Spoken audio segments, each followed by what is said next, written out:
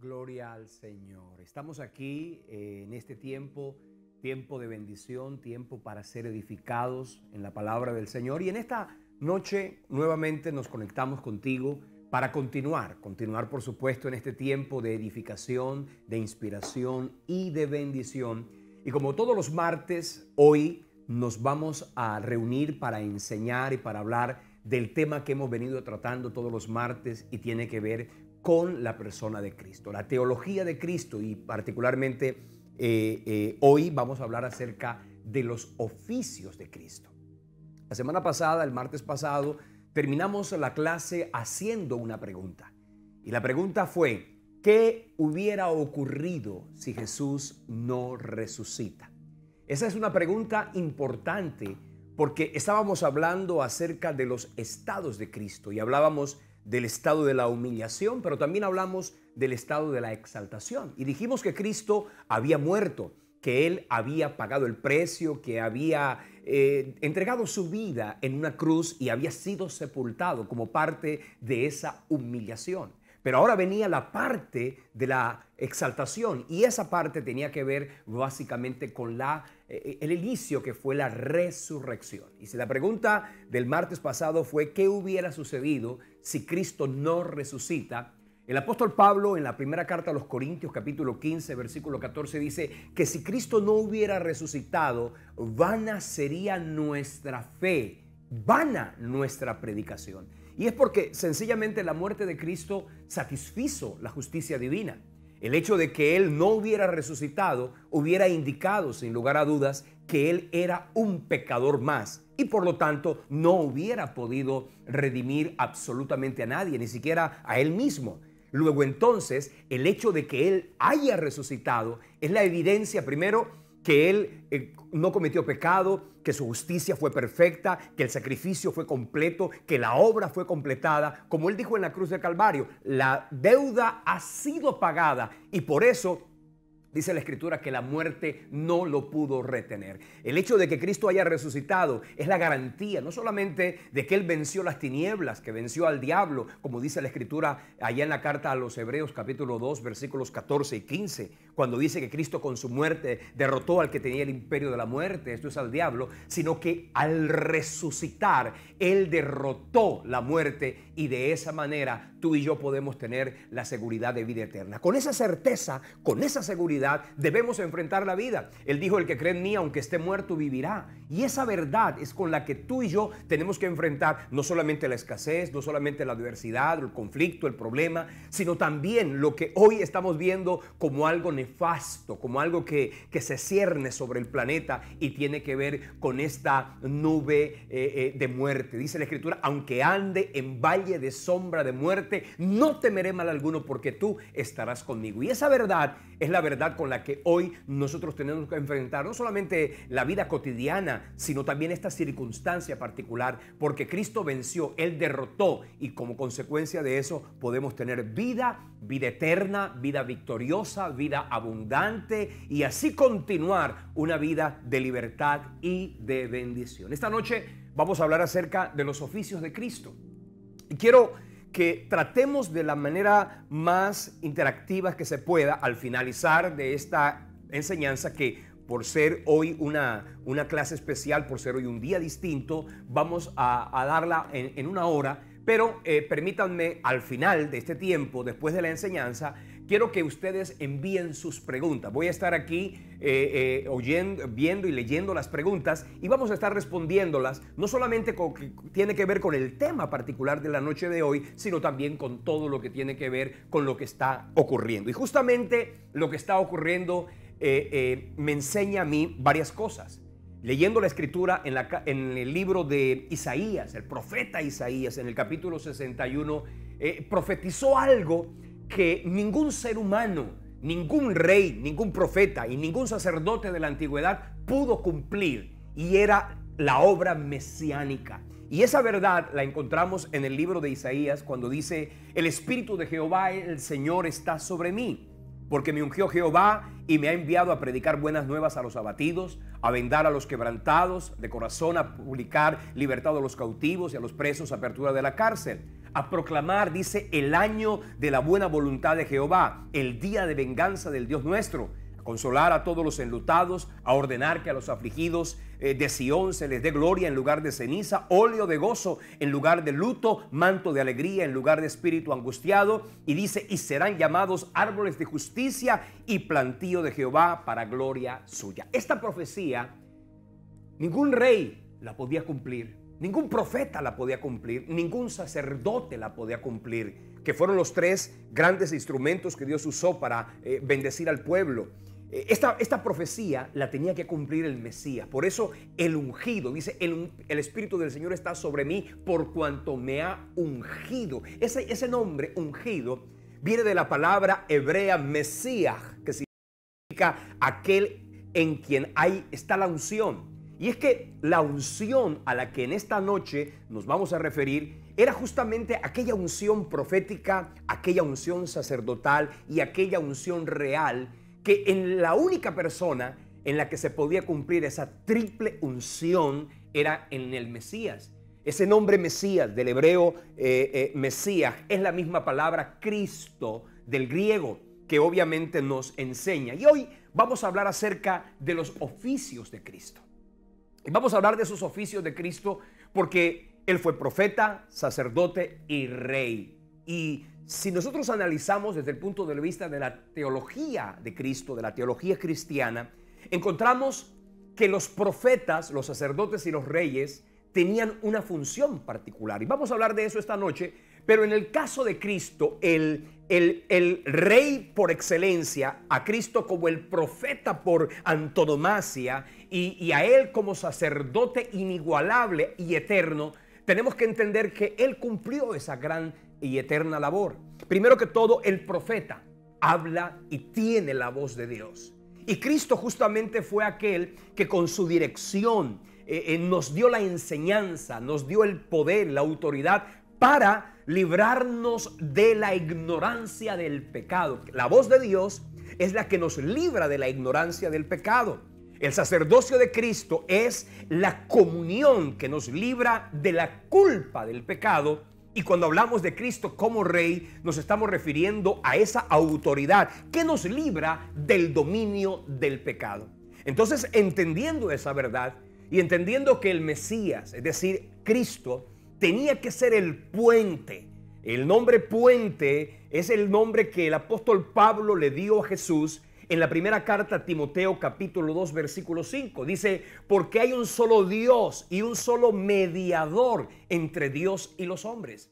En el caso de Jesucristo, dice la Biblia, que entonces Él debía ser profeta, sacerdote y rey. Y esa función y esos tres oficios reales, sacerdotales y proféticos, en la persona de Cristo se cumplirían de una manera perfecta. Ahora, Cristo vino a la tierra y su primer propósito fue justamente ese, mostrar su función profética. Y cuando hablamos de profeta, yo quiero que nosotros entendamos esa verdad, porque en el libro de Deuteronomio, en el capítulo 18, en el versículo 18, dice la palabra del Señor.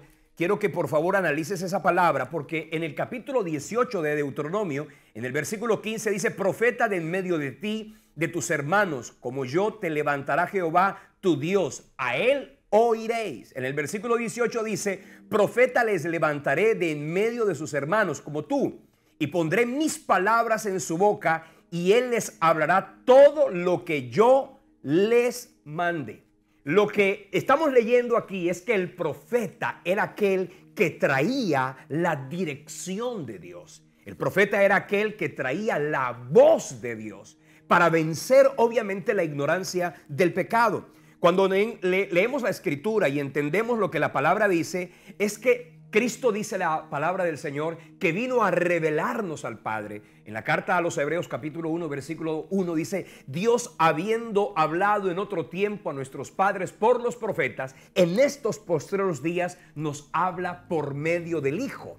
Y en este caso está hablando de Jesucristo. Él es el profeta que vino a traer la voluntad de Dios. Ya sabemos nosotros que Dios se reveló en la historia a través de tres grandes e importantes formas. La primera, la creación. Dice la Biblia que el firmamento cuenta la gloria de Dios y anuncia la obra de sus manos. Lo hizo a través de las Escrituras, porque la voz de Dios el carácter de Dios se reveló en las Escrituras.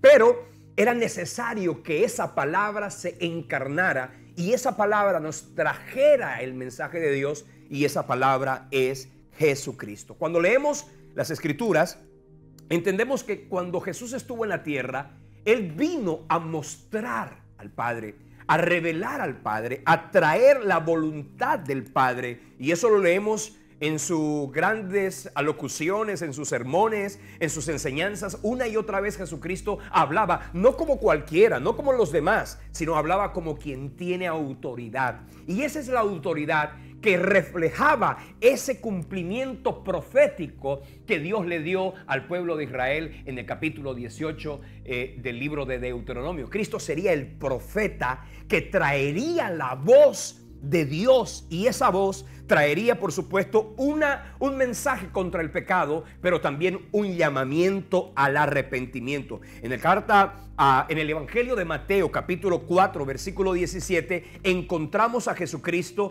en su mensaje trayendo una palabra, y esa palabra era que nosotros debíamos arrepentirnos del pecado. Mateo capítulo 4, versículo 17 dice así la Escritura: desde entonces comenzó Jesús a predicar y a decir: arrepentíos, porque el reino de los cielos se ha acercado.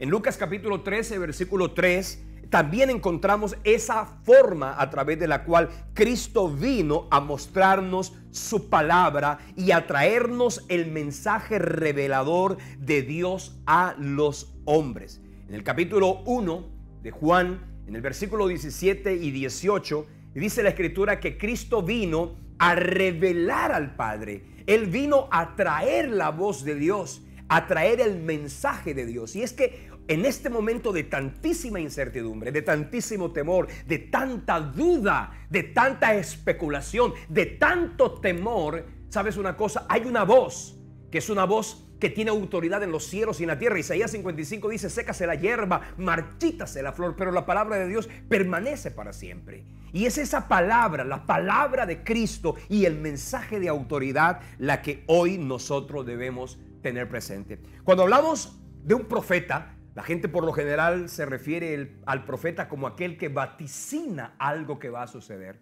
Y sí, parte de la expresión profética tiene que ver con eso.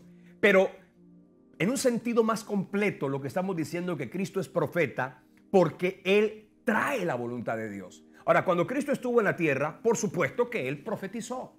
Y Él profetizó muchas cosas de sí mismo. Él dijo: derribarán este templo y en 3 días lo levantaré, hablando de su propio cuerpo. Él profetizó lo que tenía que ver con su muerte. Él profetizó lo que tenía que ver con la sepultura. Él profetizó lo que tenía que ver con su resurrección. Él profetizó lo que tenía que ver con la iglesia. Él profetizó tantísimas cosas, pero también Él profetizó en lo que hoy está sucediendo en el planeta. Lo vemos en las Escrituras, en el capítulo 24 de Mateo, en el capítulo 21 de Lucas, vemos a Jesús como profeta anunciando. Ahora, la palabra profética de Cristo, que ustedes la pueden leer allí en Mateo 24, el Señor hablaba de los últimos tiempos, y es justamente el tiempo en el que nosotros estamos viendo, como dice Mateo y como dijo Jesucristo, más bien, el principio de los dolores. Mateo capítulo 24 dice en el texto, en el versículo 3: y estando Jesús sentado en el monte de los olivos,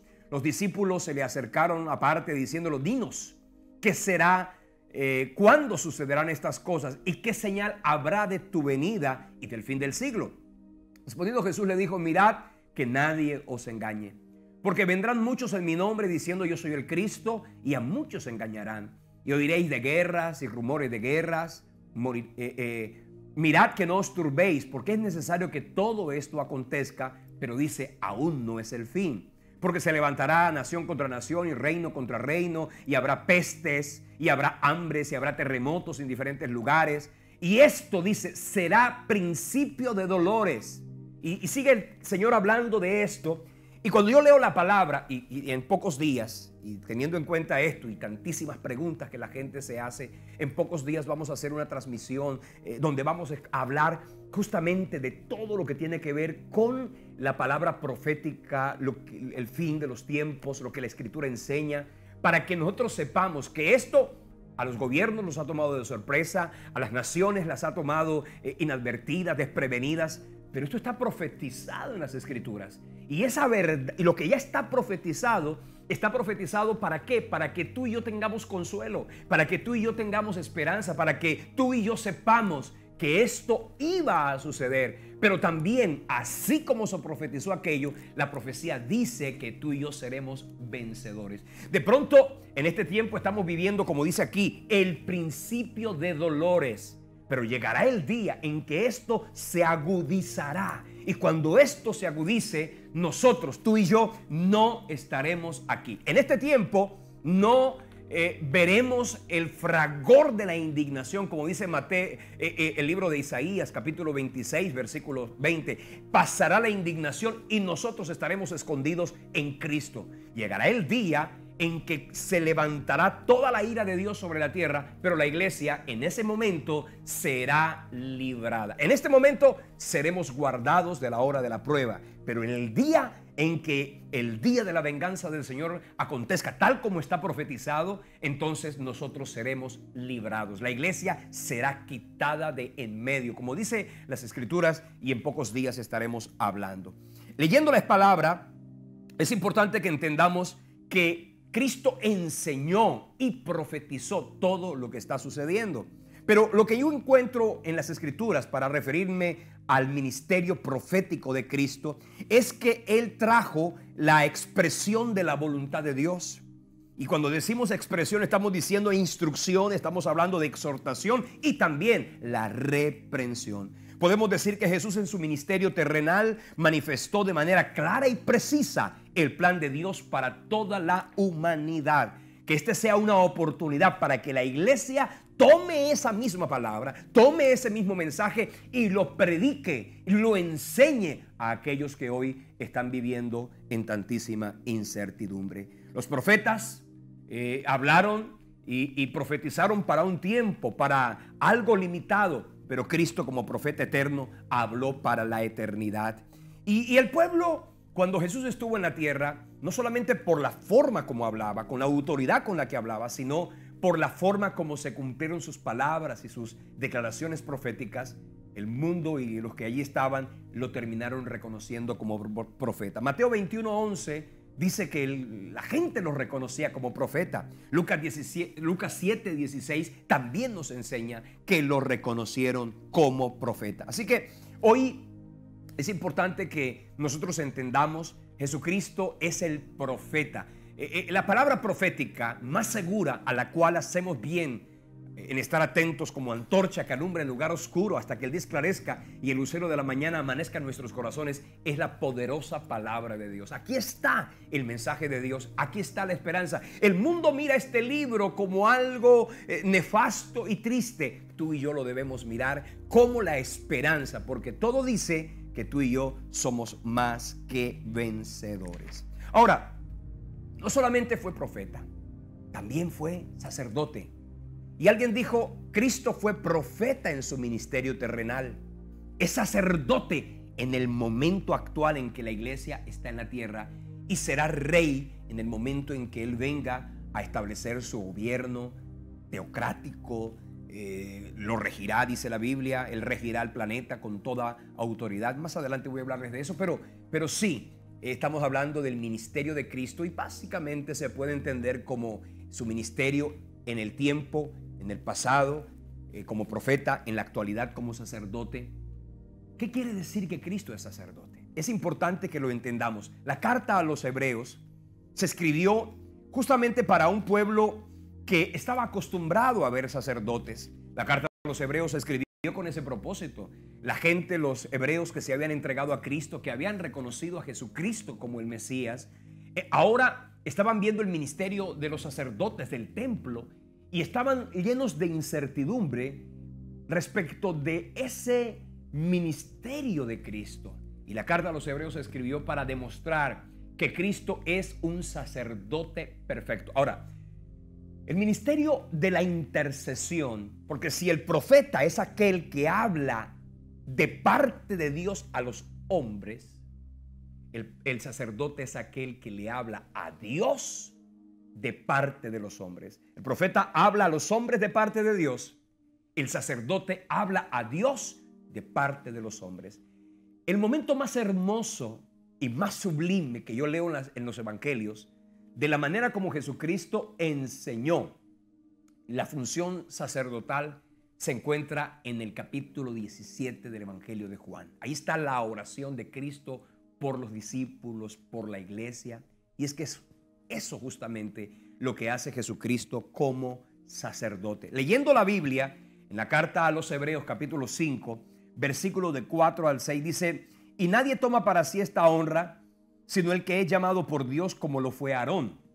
Así tampoco Cristo se glorificó a sí mismo, haciéndose sumo sacerdote, sino que le dijo: tú eres mi hijo, yo te engendré hoy. Como también dice en otro lugar: tú eres sacerdote para siempre, según el orden de Melquisedec. Y Cristo, en los días de su carne, ofreciendo ruegos y súplicas con gran clamor y lágrimas al que le podía librar de la muerte, fue oído a causa de su temor reverente. Y aun cuando era hijo, por lo que padeció, aprendió la obediencia. Mira lo que dice el versículo 10. Y fue declarado por Dios sumo sacerdote según el orden de Melquisedec. Leyendo este pasaje de las Escrituras, lo que entendemos, y le decíamos ahorita, el profeta es aquel que trajo la dirección de Dios que nos libraría de la ignorancia del pecado.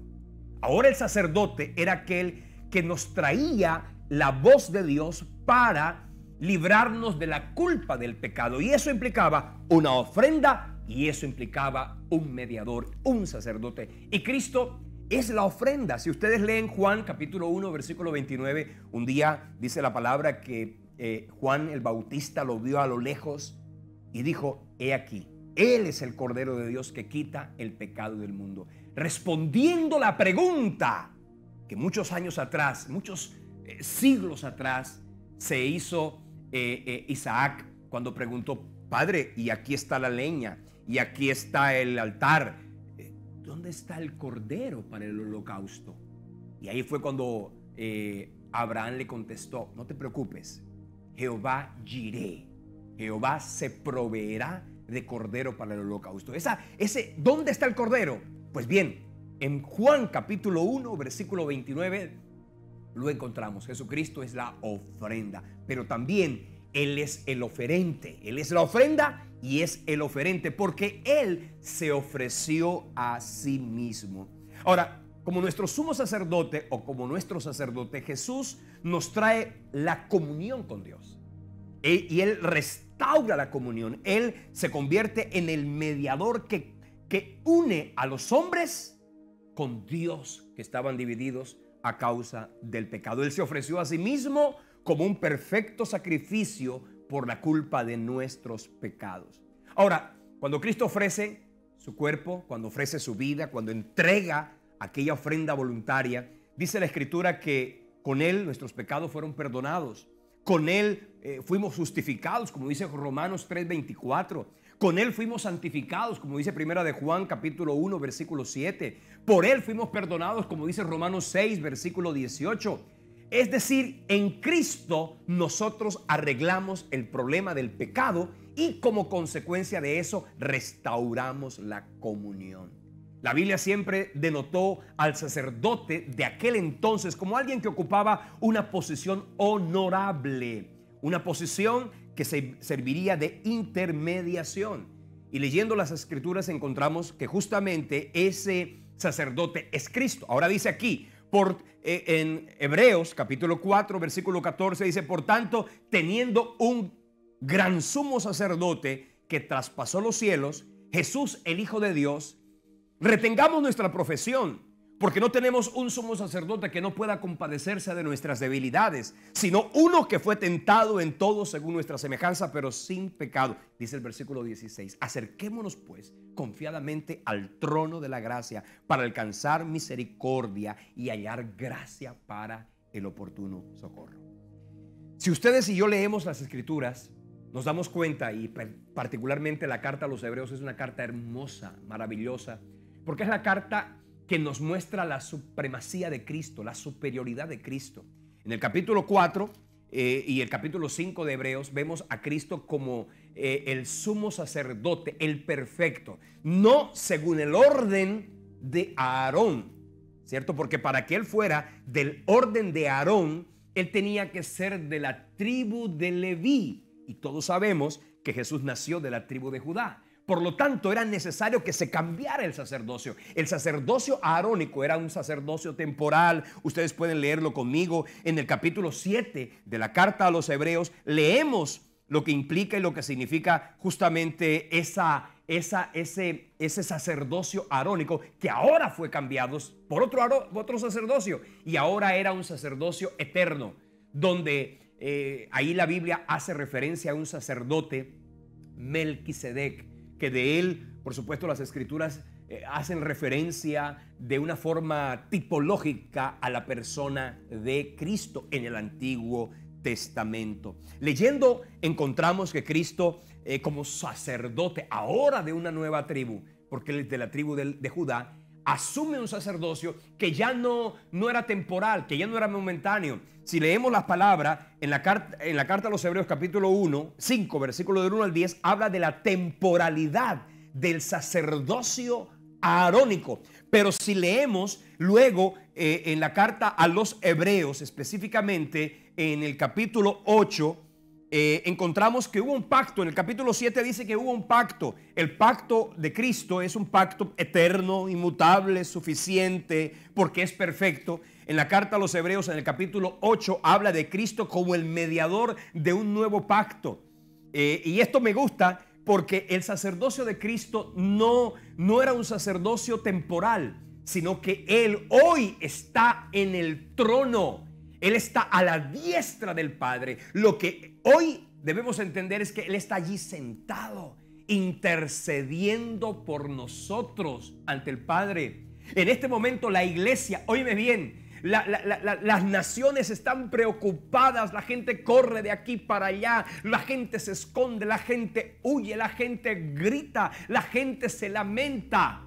La iglesia de Cristo está en el corazón de Dios a través de la intercesión de Jesucristo. La carta a los Hebreos, capítulo 8, por ejemplo, podemos leer en el versículo 1, dice: ahora pues, el punto principal de lo que venimos diciendo es que tenemos un sumo sacerdote, el cual se sentó a la diestra del trono de la majestad en los cielos, ministro del santuario y de aquel verdadero tabernáculo que levantó el Señor, y no el hombre, porque todo sumo sacerdote está constituido para presentar ofrendas y sacrificios, por lo que es necesario que también éste tenga algo que ofrecer.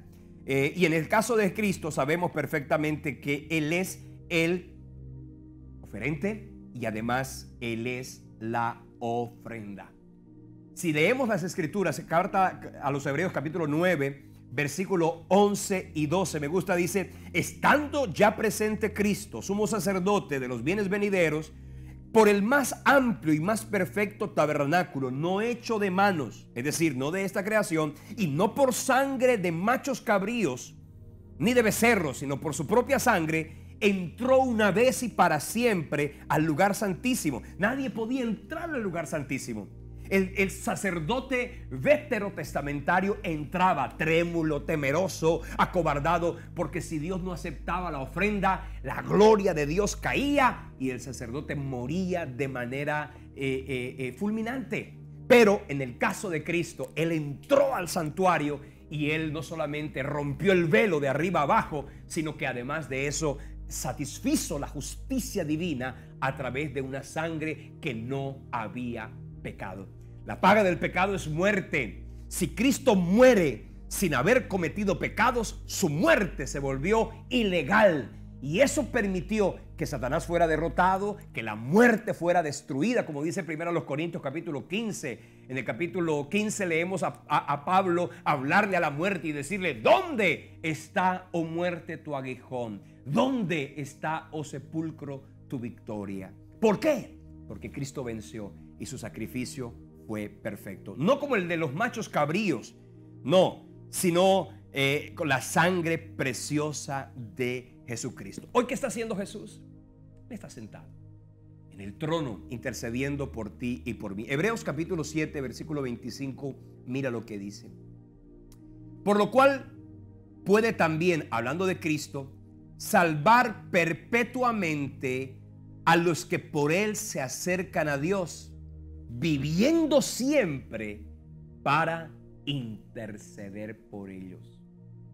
Lo que está sucediendo en el planeta, a la iglesia de Jesucristo, que está sujeta al sacrificio de la cruz, nosotros estamos bajo una cobertura sobrenatural, un pacto extraordinario de protección. Mejor que el del capítulo 12 del libro del Éxodo. Porque todos sabemos que aquella sangre de aquel cordero era simplemente la sombra. Era la sombra que en el futuro se cumpliría en la persona de Jesucristo. Tú y yo estamos cubiertos por el pacto de la cruz, por la obra redentora. Romanos capítulo 8, versículo 34 nos vuelve a decir el apóstol Pablo acerca de esa capacidad intercesora de Jesucristo. Romanos 8:34 dice: ¿quién condenará? Cristo es el que murió, más aún el que también resucitó, el que además está a la diestra de Dios, el que también intercede por nosotros. No solamente intercede en medio del fragor de lo que hoy está sucediendo, en medio de el Señor guarda su iglesia. La iglesia es su cuerpo. Él guarda y cuida su cuerpo. Él nos invita como iglesia a que guardemos toda parte del cuerpo. Lo dice la carta a los Efesios capítulo 6. Pues bien, déjame decirte que Cristo guarda su cuerpo, que es la iglesia. Y Él nos libra del lazo del cazador, de la peste destructora. Dice: con sus plumas te cubrirá, debajo de sus alas estarás seguro. Pero también permítame decirte esto: Él intercede por nosotros ante nuestra propia culpa, ante nuestra propia debilidad y ante nuestro propio pecado. Primera de Juan capítulo 2 versículo 1 dice: hijitos míos, estas cosas os escribo para que no pequéis.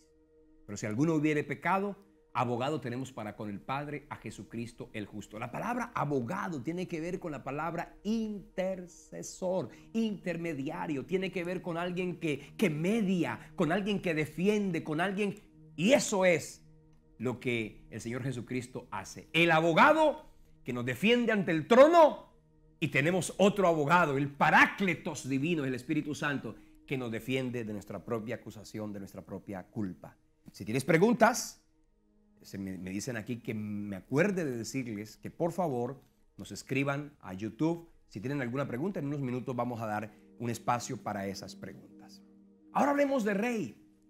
Cuando hablamos de rey, quiero decirte, cuando hablamos de Jesucristo como rey, me gusta mucho eso, porque leyendo las escrituras, el pueblo de Israel, cuando vio a Jesús, ojo con eso, pese a que la profecía era clara, en el libro de Isaías capítulo 9 versículos 6 y 7 dice: porque un niño nos es nacido, hijo nos es dado, y el principado sobre su hombro, y se llamará admirable, consejero, Dios fuerte, Padre eterno, príncipe de paz.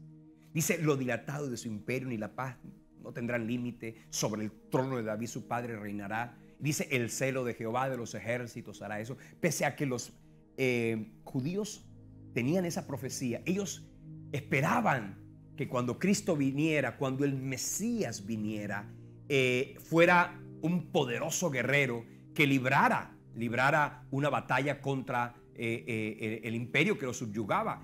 Pero no leyeron el complemento. Isaías 9:6 se complementa con Isaías 53.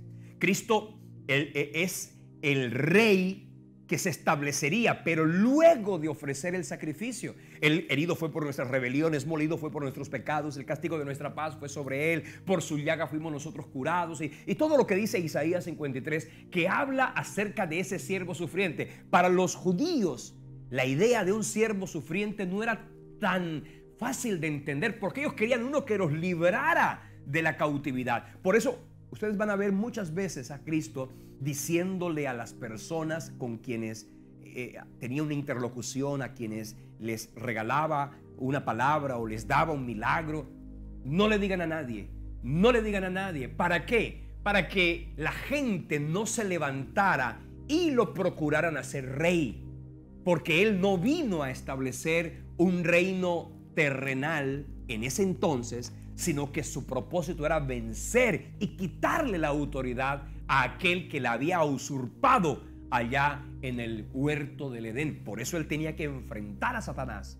Permíteme esto, el hecho de que Jesús haya enfrentado a Satanás en un desierto y lo haya hecho con autoridad, era porque él tenía que quitarle el dominio a Satanás. Como rey, él establecería su justicia en la tierra.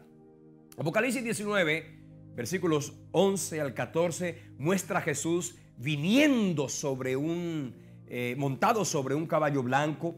Dice que con él vendrá un gran ejército, que por supuesto serán los ángeles y también nosotros, la iglesia.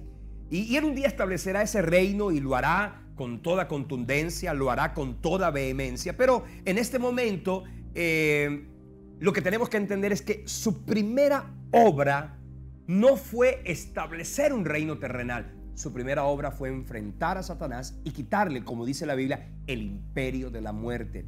En la carta de Juan, capítulo 3, versículo 8, dice la Biblia, dice que para esto apareció el Hijo de Dios. ¿Para qué? Para deshacer las obras del diablo.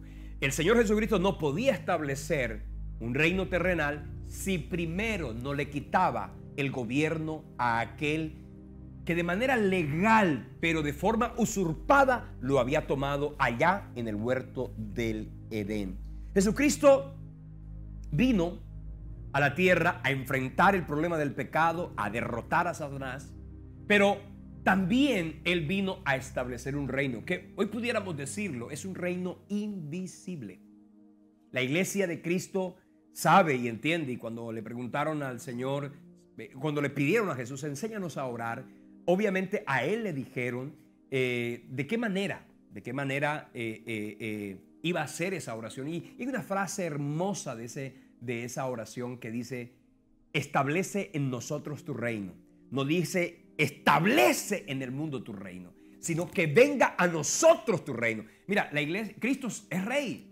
Y no porque los gobernantes temporales y terrenales lo reconozcan. Él es rey no porque las naciones lo proclamen y lo declaren. Él es rey porque tú y yo lo reconocimos como nuestro rey. Un día Él establecerá su reino sobre la tierra, pero ahora Él está reinando sobre la iglesia. Y la iglesia está siendo la vez de embajadora de Cristo, como dice segunda la carta a los Corintios, capítulo 5, versículo 19 en adelante. Ahí vemos a Jesucristo entregarle a la iglesia esa embajada de autoridad con la que vamos a enfrentar el reino en la tierra. El reino de Cristo tiene que ver con lo que obviamente en la antigüedad los hebreos querían. Ellos querían un rey, ellos esperaban un rey. Le dijeron a Samuel, ¿sabes qué?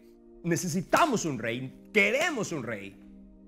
Y cuando el Señor oye esa oración, esa solicitud, esa exigencia del pueblo, ustedes todos saben que el Señor en ese momento le dice en el primer libro de Samuel, capítulo 8, versículo 7, no te han desechado a ti, sino que a mí me han desechado para que no reine sobre ellos.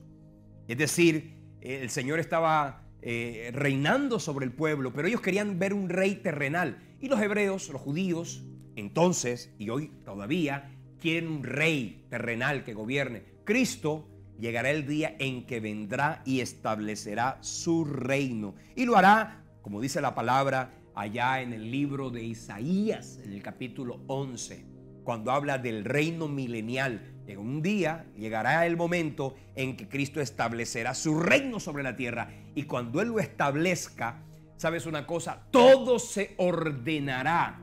En este momento vemos la iniquidad galopar de aquí para allá, la perversión galopar de aquí para allá, el hombre perverso, el inicuo, el que ignora a Dios, el que se levanta contra Dios. Pero llegará el día en que cuando Él venga con voz de mando, con voz de arcángel, con trompeta de Dios, que descienda del cielo, Él levanta a los muertos y luego regresa con ellos. ¿Para qué? Para establecer su reino. Eso lo leemos en Apocalipsis capítulo 19. Entendemos cómo Cristo establecerá su reino, como también lo había profetizado Isaías en el capítulo 11. Como los hebreos en aquella entonces, la iglesia de Cristo tiene que volverse a Él. A veces los cristianos se llenan de una gran inconformidad con los reinos terrenales y hablan mal de los gobiernos, y hablan mal de los presidentes, y maldicen al uno y maldicen al otro, y hablan perversidades. Y la Biblia nos enseña a que oremos por los reyes, a los que están en eminencia. Cristo no está peleando con los que están gobernando la tierra. De hecho, la autoridad que ellos tienen está delegada por Dios, como dice Romanos capítulo 13. Ninguna autoridad en la tierra existe sin voluntad de Dios. Dice la palabra del Señor, toda persona debe someterse a las autoridades superiores, porque no hay autoridad sino de parte de Dios, y las que hay por Dios han sido establecidas. De modo que quien se opone a la autoridad, a lo establecido por Dios, resiste, y los que resisten, dice, acarrean condenación para sí mismos. Cristo no está peleando con los gobiernos humanos. Él, al revés, Él los empodera, y de esa manera el Señor un día establecerá su reino en la tierra. Pero debemos saber que los reinos humanos son temporales, son imperfectos, y por supuesto confiar en ellos o esperar que ellos lo hagan todo perfecto es un acto de ilusión, de torpeza, pudiera yo decirlo también, y también de insensatez. La única seguridad y la única fortaleza con la que nosotros podemos mantenernos seguros es reconociendo a Jesucristo como nuestro Rey de reyes y Señor de señores. Si tú quieres mirar a Jesús como Rey, yo te invito a que leas el Evangelio de Mateo. Mateo fue escrito justamente para mostrarle a los judíos que Jesucristo era un rey, que su enseñanza, que su mensaje, que su autoridad, Él era el Rey prometido que un día Isaías en el capítulo 9, versículos 6 y 7, Dios por boca del profeta había declarado que vendría sobre la tierra. Jesucristo es nuestro amo y Señor, pero además de eso es aquel que ha quebrantado el poder de la muerte, que ha derrotado al infierno, que ha vencido la tumba, que ha, digamos, derrotado a Satanás, y Él reinará por los siglos de los siglos. Por eso hoy quiero que tengas confianza, que tengas seguridad, que tengas paz. Los gobiernos se pueden esconder. En estos momentos algunos no saben qué hacer. Cristo está sentado en su trono. Y si Él está sentado en su trono, tú tienes que tener seguridad. La iglesia tiene que tener paz. El alma tiene que estar segura. Nuestro corazón tiene que estar confiado. Porque si tú y yo hoy nos llenamos de incertidumbre como los otros que no tienen esperanza, entonces nuestro corazón se llenará de pánico, de terror. Y como dice la palabra, el apóstol Pablo le escribió a los tesalonicenses en el capítulo 4, la primera Tesalonicenses capítulo 4, cuando se enfrentaba a la muerte: ¡Ey, oigan! No os entristezcáis como los otros que no tienen esperanza. Tú y yo tenemos esperanza, y nuestra esperanza es Cristo. Al rey David, en el segundo libro de Samuel, capítulo 7, versículo 16, segundo libro de Samuel, capítulo 7, versículo 16, por boca de Natán el profeta, dice la escritura que Dios le prometió lo siguiente: y será afirmada tu casa y tu reino para siempre delante de tu rostro, y tu trono será eternamente estable. Esa profecía no la pudo cumplir su hijo Salomón, no la pudieron cumplir ni los grandes reyes como Ezequías, como Josías. No, esa profecía la tenía que cumplir el único que sería Rey de reyes y Señor de señores. ¿Y su nombre quién es? Jesucristo. Sé que el tiempo ha pasado, pero quiero terminar con una porción de las Escrituras que se encuentra en la carta del apóstol Pablo a los Filipenses. Filipenses capítulo 2, versículo del 5 en adelante, hace referencia a los estados de Cristo. El primero, el estado de humillación, pero también hace referencia al estado de exaltación. En el versículo 9 habla de ese estado de exaltación. Dice, por lo cual Dios también le exaltó hasta lo sumo y le dio un nombre que es sobre todo nombre, para que en el nombre de Jesús se doble toda rodilla de los que están en los cielos, en la tierra y debajo de la tierra, dice, y toda lengua confiese que Jesucristo es el Señor, para la gloria de Dios Padre. Él reinará en majestad por los siglos de los siglos. Los profetas del Antiguo Testamento predijeron que Él vendría y obviamente aquí lo encontramos. Esa visión profética de un reino estable, duradero, perfecto que tuvo Isaías en el capítulo 9, versículo 6, lo vemos cumplido en la persona de Cristo. El libro de Apocalipsis describe a ese Cordero de Dios en la victoria final, reinando como Rey de Reyes, como dice Apocalipsis capítulo 5, del 6 al 13. Me gusta esto, porque la iglesia en estos días de incertidumbre tiene que saber que Cristo está sentado. Los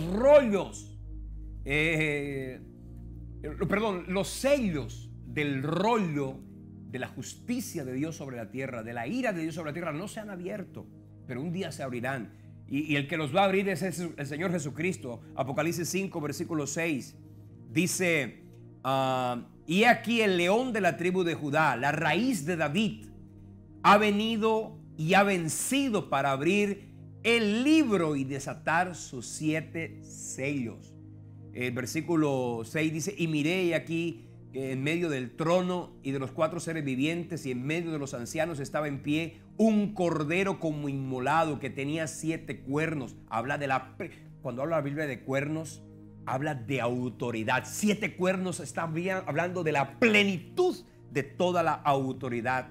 Y 7 ojos hablando de su omnisciencia, los cuales son los 7 espíritus de Dios enviados por toda la tierra. Y vino y tomó el libro de la mano derecha del que estaba sentado en el trono, Dios el Padre. Y cuando hubo tomado el libro y los 4 seres vivientes y los 24 ancianos se postraron delante del Cordero, todos tenían arpas y copas de oro llenas de incienso, que son las oraciones de los santos, y cantaban el uno un nuevo cántico diciendo, digno eres de tomar el libro y abrir los sellos, porque tú fuiste inmolado y tu sangre con ella nos ha redimido para Dios y de todo linaje, pueblo y nación, y nos has hecho para nuestro Dios reyes y sacerdotes, y reinaremos para siempre.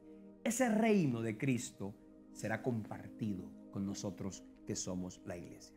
Apocalipsis capítulo 11, versículo 15 también hace referencia a eso, y hoy desde luego sabemos que Cristo está allí, como dice Efesios capítulo 1, versículo 22, sentado en la a la diestra del Rey del Todopoderoso Dios, del Regente Universal, y con él la iglesia también está sometida a su señorío. Con este oficio de Cristo, que es el oficio real, terminamos entonces los 3 oficios de Cristo: profeta, sacerdote y rey. Recuerda, profeta, aquel que nos libraría de la ignorancia del pecado. Sacerdote, aquel que nos libraría de la culpa del pecado. Y rey, aquel que nos libraría del dominio del pecado. El profeta traía la dirección de Dios. El sacerdote restauraba la comunión y el profeta establecía la autoridad de Dios. Así que, mi hermano, Cristo, por eso dice la Biblia que en Él estamos completos. Él tiene la plenitud de Dios. Él lo completó todo. Por eso en la cruz lanzó aquella expresión que dice, consumado es. La deuda ha sido pagada. El próximo martes, obviamente, nos vamos a reunir nuevamente, a continuar. De qué manera les estaremos compartiendo por medio de las redes sociales de la iglesia, a través de los WhatsApp de los hermanos. Les estaremos explicando cómo continuaremos, porque estaremos hablando de la obra de Cristo. Hermoso tema, hermosa enseñanza, hermoso mensaje que habla de la muerte y del significado de la muerte, del significado comercial, legal y moral, además de hablar de su obra redentora y su perfecta bendición por causa de su, digamos, entrega perfecta a Dios. Aquí alguien pregunta, pastor, usted dijo que Jesús está a la diestra, pregunta alguien. Yo pensé que él estaba en el trono. Jesús es Dios, ¿cierto? Por favor, corríjame si me equivoco. Qué linda la manera enseñable de preguntar. Bueno, primero que todo, la Trinidad. Nosotros entendemos la Trinidad como la expresión perfecta de nuestro Dios. El Dios bíblico es un Dios trino, un Dios que está manifestado en tres personas diferentes: Dios Padre, Dios Hijo y Dios Espíritu Santo. El que está sentado en el trono, ¿cierto? El que está sentado en el trono es el Padre, quien tiene toda autoridad. Cuando hablamos de la redención, tenemos que saber, el Padre confiere la salvación, el Hijo la conquista en la cruz y el Espíritu Santo la confirma en nuestro corazón. El que está sentado en el trono, el que está sentado en el trono es Dios el Padre. El que está sentado a su diestra es Jesucristo. Resulta que Cristo, de manera hermosa y a causa de la obra redentora, el Padre le ha conferido autoridad.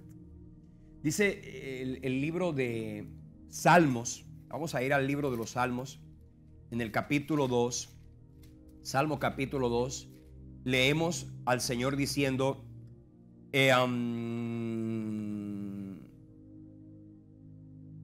versículo 7, Dios el Padre dice, yo publicaré el decreto. Jehová me ha dicho, mi hijo eres tú, yo te engendré hoy. Está hablando de la autoridad que el Padre le ha entregado al Hijo. Dice, pídeme y te daré por herencia las naciones y como posesión tuya los confines de la tierra. Luego dice en el versículo 10, ahora pues, oh reyes, sed prudentes, admitid amonestación, jueces de la tierra, servid a Jehová con temor y alegraos con temblor. Honrad al Hijo para que no se enoje y perezcáis en el camino, pues se inflama de pronto su ira. El texto dice, mi hijo eres tú, yo te engendré hoy. La palabra dice, siéntate a mi diestra hasta que ponga a todos tus enemigos por estrado de tus pies. De manera que Cristo hoy tiene una autoridad, pero no es que el Padre ya no tiene autoridad, no, el Padre le ha delegado autoridad al Hijo. No es lo mismo delegar autoridad que transferir autoridad. Si yo puedo delegar la autoridad, conservo también la autoridad, tanto para entregarla como para retomarla. Cuando yo transfiero la autoridad, que fue lo que hizo Adán en el huerto del Edén, perdió la autoridad. Entonces, cuando hablamos de Cristo, Él está sentado en el trono y eso, por supuesto, obedece a su propósito redentor. Él tenía que vencer a Satanás, él tenía que redimir la humanidad y para eso Dios el Padre le tenía que delegar autoridad y por eso Él está allí sentado en el trono de gracia. Algunas otras personas preguntan, le dice aquí, bueno, esa es la misma pregunta, si Jesucristo se identificó como rey, ¿por qué se dice hijo de David? Bueno, obviamente ya mencionamos, de pronto esa pregunta fue antes de que yo explicara que se dice hijo de David porque él es el descendiente del rey David, porque él tenía que ser de la tribu de Judá y porque además en él se cumpliría y se completaría la obra perfecta y con ese sacerdocio y con ese reino eterno, entonces la profecía y la promesa que Dios le dio a David de que él estaría, no que David estaría sentado en el trono, sino que de su descendencia siempre habría un gobernante y ese gobernante es Jesucristo. Alguien también pregunta, ¿quién fue primero de los profetas, Moisés o Jesús? Bueno, esa pregunta tenemos que contestarla desde esta perspectiva.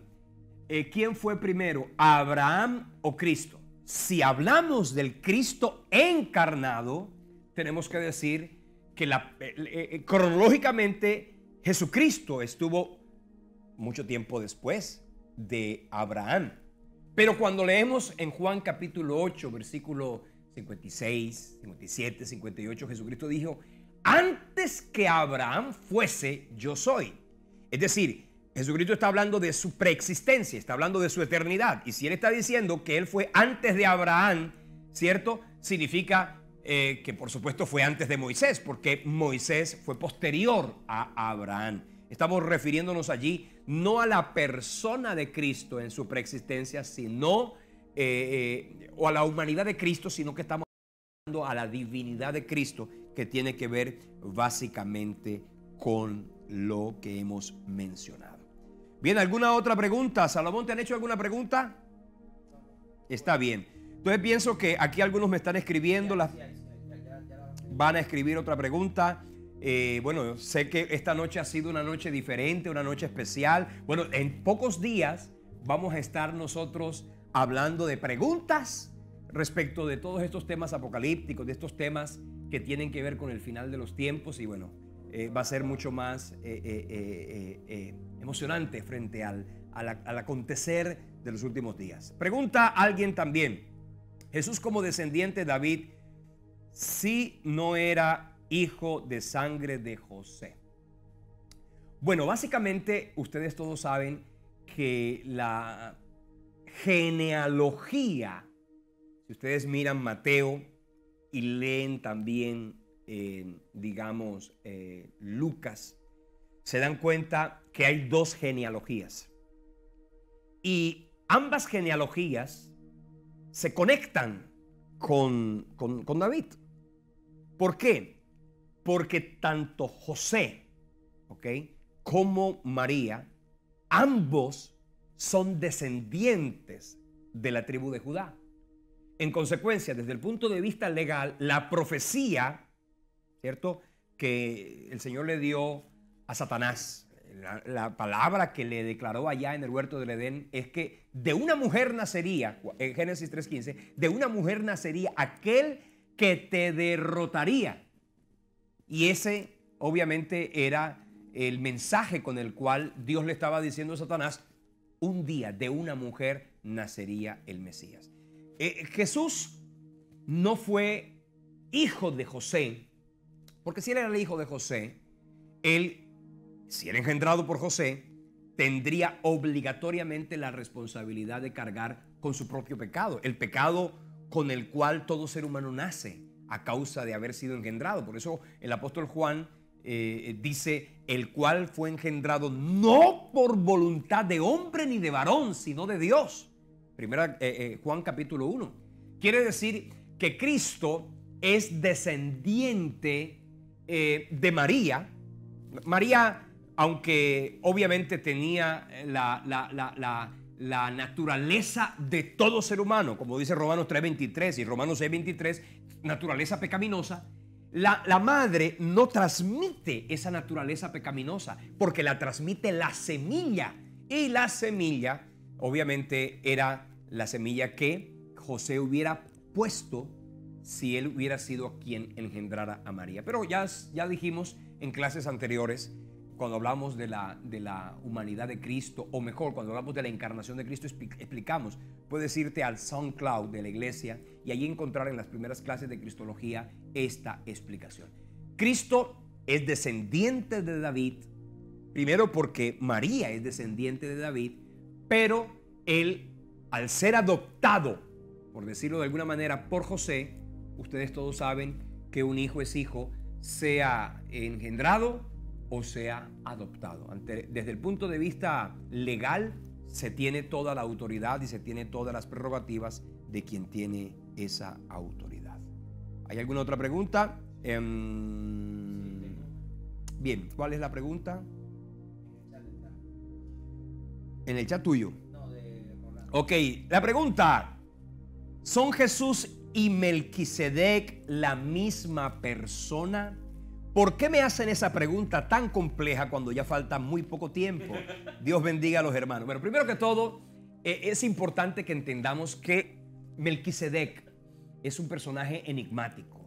la Biblia dice que es un personaje cuyo significado y cuya aparición en las Escrituras no es exactamente, digamos, una cristofanía. Pudieran decir, algunos pueden decir que era una cristofanía, es decir, una manifestación de Cristo en el Antiguo Testamento. Pero también podemos decir que es una tipología. Lo cierto que entendemos es que Melquisedec era un sacerdote de Salem, que significa, bueno, Salem es la misma Jerusalén que posteriormente tendría ese nombre, Jerusalén. Melquisedec, rey de Salem. Quiere decir básicamente que Melquisedec, y por eso el autor de la carta a los hebreos lo menciona como aquel personaje con el cual Cristo muestra su sacerdocio eterno e inmutable, porque es un sacerdocio que no tiene referencia terrenal. Dice aquí, como el capítulo 5, versículo 4, como también dice en otro lugar, tú eres sacerdote para siempre según el orden de Melquisedec. Está diciendo que es un sacerdote que tipológicamente se refería a un sacerdote que no tendría fin, para referirse básicamente a que era un sacerdote que había completado su obra y que además continuaba como sacerdote de manera permanente. Luego nosotros podemos, en el capítulo 7 de la carta a los hebreos, leemos con precisión esa persona de Melquisedec, y aunque la Biblia de los personajes enigmáticos en las Escrituras, obviamente uno de ellos es Melquisedec. Los teólogos, los eruditos, no se alcanzan a poner de acuerdo, y de hecho la Biblia no es muy tácita frente a ese punto de decir él era un personaje normal o era una cristofanía. Lo cierto es que el Señor se refirió a ese personaje, a Melquisedec, para básicamente decir que era otro sacerdocio diferente al sacerdocio levítico que provenía de Aarón, para decir que este es un sacerdocio eterno, perfecto, permanente, que no tiene principio ni fin, que no tiene límite, que la muerte no lo detuvo, porque Él está sentado en el trono de la gloria, porque resucitó de entre los muertos. Otra pregunta. No sé hasta qué punto tenemos. Ok. Si Dios es el que pone las autoridades, ¿por qué hay tanta corrupción? Si Dios los pone, ¿por qué van en contra de lo que Dios dice que hay que hacer? Pues bueno, básicamente porque las autoridades tienen la facultad de decir, de reconocer a Dios, como lo han hecho algunos, ¿cierto? Es hermoso cuando vemos a una autoridad referirse a Cristo, referirse a Dios. El presidente de los Estados Unidos, cada vez que se pronuncia y hace referencia a las Escrituras, que hace referencia a Dios, que hace referencia, y ha habido otros presidentes a lo largo de la historia, en la actualidad también, algunos que reconocen a Jesucristo como Rey de Reyes y Señor de Señores. Pero sí es cierto, la mayoría de los gobernantes de la tierra de alguna forma han ignorado la autoridad de Dios.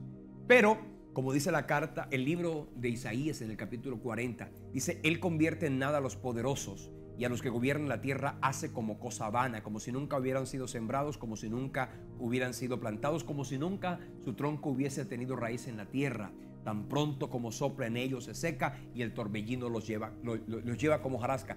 Isaías capítulo 40, del 17 al 31, hace referencia a ese Dios todopoderoso que no es que riña con los hombres, sino que sencillamente llega un momento en que Él les pone freno.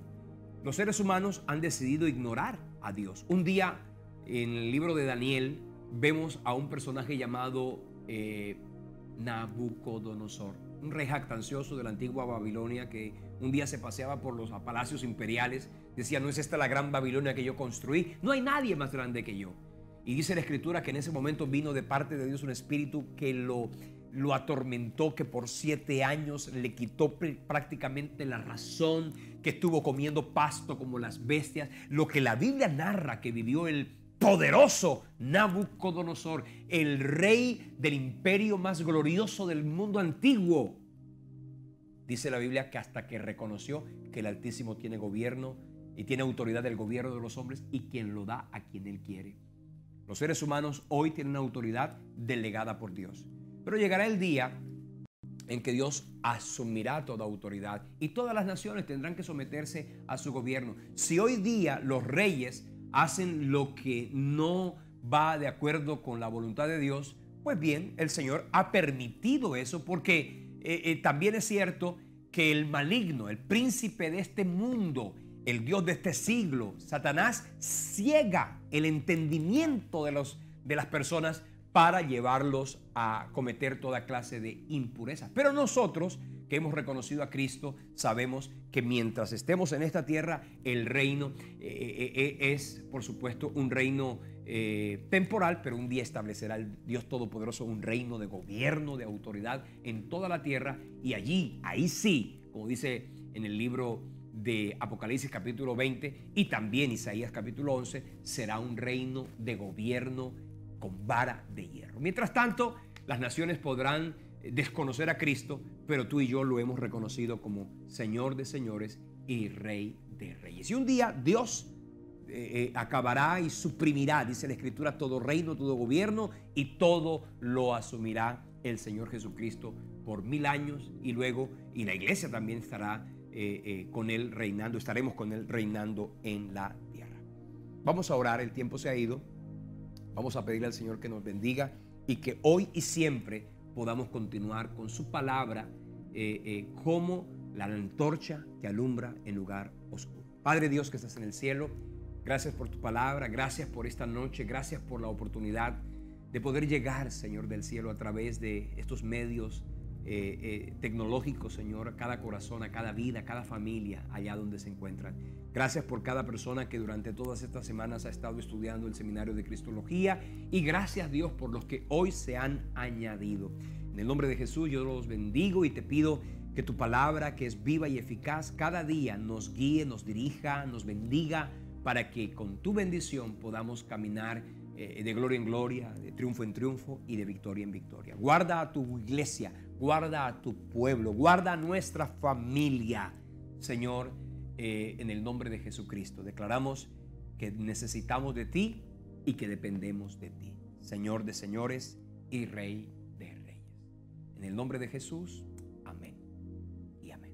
Que el Señor les bendiga y nos vemos la próxima oportunidad.